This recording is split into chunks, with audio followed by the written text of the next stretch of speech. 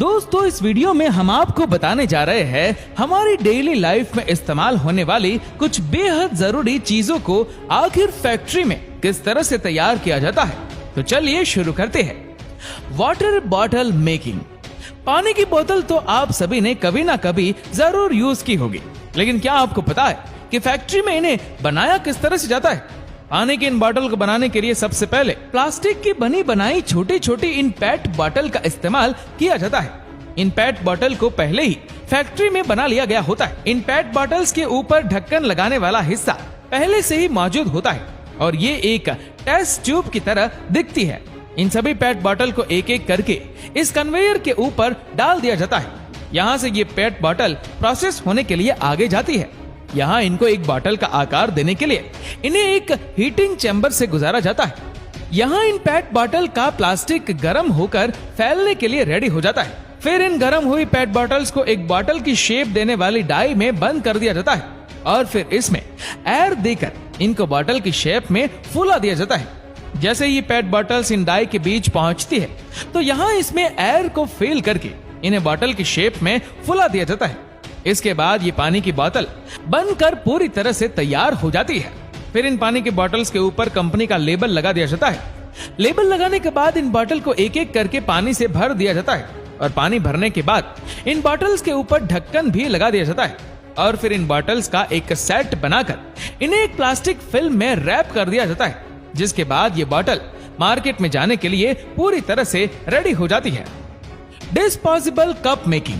कागज के disposable cup बनाने के लिए सबसे पहले बड़े बड़े कागज के रोल लिए जाते हैं। फिर इन प्लेन पेपर की रोल्स को प्रिंटिंग मशीन के जरिए प्रिंट किया जाता है ताकि इनके ऊपर कंपनी का नाम और ब्रांड्स का डिजाइन आ सके। फिर इन कागज के प्रिंट हो जाने के बाद इन्हें एक कटिंग मशीन से गुजारा जाता है, जहां पर इन पेपर्स को सिंगल डिस्पोजेबल बनने जितनी साइज में इन्हें काट लिया जाता है। इस तरह से पेपर को काट काट कर इनके बड़े बड़े बंडल्स तैयार कर लिए जाते हैं।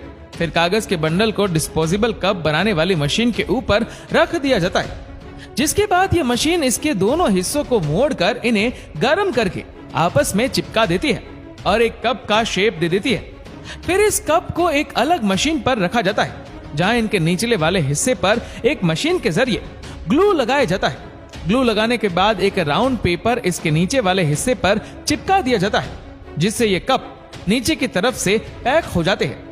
फिर इन कप को एक रोटेटिंग मशीन तक पहुंचा दिया जाता है, जहां इन कप को रोटेट करते हुए इनके ऊपर के किनारे को मोड़ दिया जाता है, जिसके बाद ये कप पूरी तरह से बनकर तैयार हो जाता है।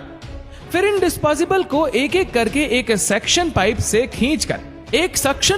खींचकर एक जगह कनेक्ट कर लिया जाता है। फिर इन्हें एक पॉलीथीन में पैक करके मार्केट के लिए भेज दिया जाता है। Plastic moulding machine. Plastic moulding machine का इस्तेमाल प्लास्टिक के आइटम्स बनाने के लिए किया जाता है। इन मोल्डिंग मशीन की मदद से प्लास्टिक की चेयर, प्लास्टिक कंटेनर और प्लास्टिक के तरह तरह के आइटम्स बनाई जाती है। इन मशीनों में लगी डाई में मेल्टेड प्लास्टिक मटेरियल को डालकर इन्हें कुछ देर तक प्रेस किया जाता है। इसके बाद ये चेयर बनकर तैयार हो जाती है। इन मशीन में प्लास्टिक मटेरियल को तैयार करने के लिए इसके रॉ मटेरियल प्लास्टिक बीन्स इसमें डाले जाते हैं। जिस भी कलर का प्रोडक्ट आपको तैयार करना होता है, उस कलर के प्लास्टिक बीन्स इसमें डालने होते हैं। फिर ये मशीन इस प्लास्टिक बीन्स को मैच करते हुए एक बैलून की फॉर्म में एक नोजर से निकलती है, जिसके बाद इस बैलून को दोनों तरफ लगी डाई के बीच प्रेस कर दिया जाता है। कुछ देर उसी तरह होल्ड करने के बाद जैसे ही प्लास्टिक थोड़ा हार्ड हो जाता है तो फिर इस प्रोडक्ट को बाहर निकाल दिया जाता है। इस तरह से प्लास्टिक मोल्डिंग की मदद से प्लास्टिक के कई सारे प्रोडक्ट्स बनाए जाते हैं। Mosquito racket making.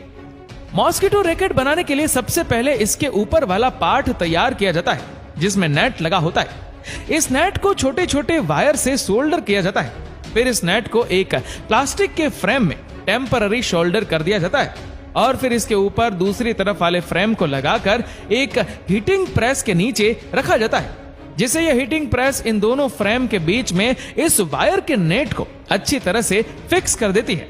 इसके बाद इसके हैंडल को तैयार किया जाता है। इसमें सबसे पहले एक सर्किट बोर्ड को लगाया जाता है और इसमें एक चार्जिंग प्लग भी लगाया जाता है और फिर लास्ट में इसमें एक बैटरी भी लगा दी जाती है। इन सभी चीजों को आपस में सोल्डर करने के बाद इसके ऊपर वाले नेट वाले हिस्से को उसके हैंडल से कनेक्ट किया जाता है जिसके लिए सबसे पहले इसमें इस नेट के वायर को इसकी बैटरी से कनेक्ट किया जाता है और इसके बाद फाइनली इस पूरे फ्रेम को छोटे छोटे स्क्रू की मदद से टाइट कर दिया जाता है। इसके बाद ये मॉस्किटो रैकेट मच्छरों का सफाया करने के लिए तैयार है। Dish antenna making. Dish antenna बनाने के लिए सबसे पहले स्टील के एक पतली सीट को लिया जाता है। इस स्टील सीट को एक प्रेसिंग मशीन के नीचे डाला जाता है। इस प्रेसिंग मशीन में डालने के बाद ये मशीन इस स्टील शीट को डिश टीवी एंटीना के शेप में प्रेस कर देती है, जिसके बाद इस पूरी सीट को एक दूसरे प्रेसिंग मशीन में डाला जाता है, जहां इसके एक्स्ट्रा स्टील के पार्ट को काट कर ये मशीन हटा देती है, जिसके बाद ये सिर्फ स्टील की राउंड सीट रह जाती है। फिर एक पंचिंग मशीन की मदद से इस सीट के बीच में 4 छेद किए जाते हैं। फिर इन स्टील शीट को पाउडर कोटिंग की मदद से पेंट किया जाता है। फिर इसके बाद एक एक करके इन प्लेट के ऊपर कंपनी के ब्रांड का नाम प्रिंट किया जाता है। कंपनी का नाम प्रिंट होने के बाद इसके एंटीना फ्रेम को भी इससे कनेक्ट कर दिया जाता है, जिसके बाद ये डिश टीवी एंटीना बनकर पूरी तरह से तैयार हो जाता है। Aluminium food container making. आपने इस तरह की एल्यूमिनियम फूड कंटेनर तो जरूर देखे होंगे, जिनका इस्तेमाल खाने को लंबे समय तक ताजा रखने के लिए किया जाता है। रेस्टोरेंट्स और फूड स्टॉल वाले भी फूड को पार्सल करने के लिए इस तरह के एल्यूमिनियम कंटेनर का इस्तेमाल करते हैं। इन कंटेनर को बनाने के लिए एल्यूमिनियम की एक शीट ली जाती है। एक एल्यूमिनियम शीट एल्यूमिनियम फॉइल से थोड़ी सी मोटी होती है। इस एल्यूमिनियम शीट का रोल एक प्रेसिंग मशीन में लगा दिया जाता है, जिसके बाद ये प्रेसिंग मशीन इस शीट को पंच करके इसमें फूड कंटेनर्स को बनाती जाती है। आप देख सकते हैं कि कैसे इस मशीन में से एल्यूमिनियम की शीट से फूड कंटेनर को बनाते हुए निकालती जा रही है। फिर इन फूड कंटेनर को एक कन्वेयर की मदद से आगे इकट्ठा कर लिया जाता है और फिर इन कंटेनर के सेट बनाकर इन्हें पैक कर दिया जाता है। और इसी तरह लिक्विड फूड को पैक करने के लिए इस तरह के एल्यूमिनियम पाउच का इस्तेमाल किया जाता है। इस तरह के फूड पाउच को बनाने के लिए भी इसी एल्यूमिनियम शीट का इस्तेमाल किया जाता है। इस शीट को भी एक मशीन में लगाकर इसके दोनों मुंह को सील करके इन्हें आपस में जोड़ दिया जाता है और फिर आगे एक कटिंग मशीन की मदद से इनको छोटे छोटे पीस में काट लिए जाते हैं। काटने के साथ यह मशीन इनके एक साइड को सील भी कर देती है। इस तरह से ये फूड पाउच बनकर तैयार हो जाते हैं। Oil can making. प्लास्टिक की ऑयल कैन बनाने के लिए सबसे पहले इसके रॉ मटेरियल प्लास्टिक बीन्स को एक कंटेनर में लिया जाता है और फिर इन्हें एक मेल्टिंग मशीन में डाला जाता है, जहां पर यह मशीन इनके मैच करके आगे की ओर प्रेस कर दी जाती है।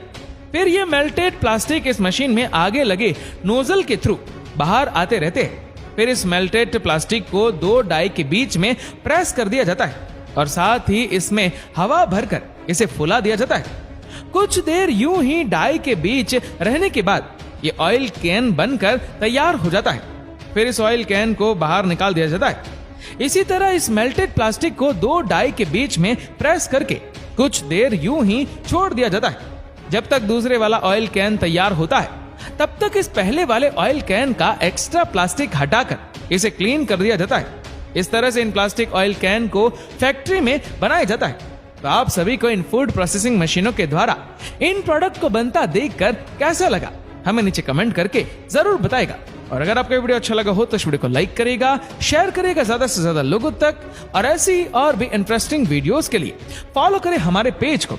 और ऐसी ही और भी वीडियोस को यूट्यूब पर देखने के लिए नीचे कमेंट सेक्शन में लिंक दी गई है, जिसके ऊपर क्लिक करके हमारी चैनल को आप सब्सक्राइब करें और बेल आइकन दबाएं, ताकि हमारे हर लेटेस्ट वीडियो की अपडेट आपको मिलेगी सबसे पहले। धन्यवाद।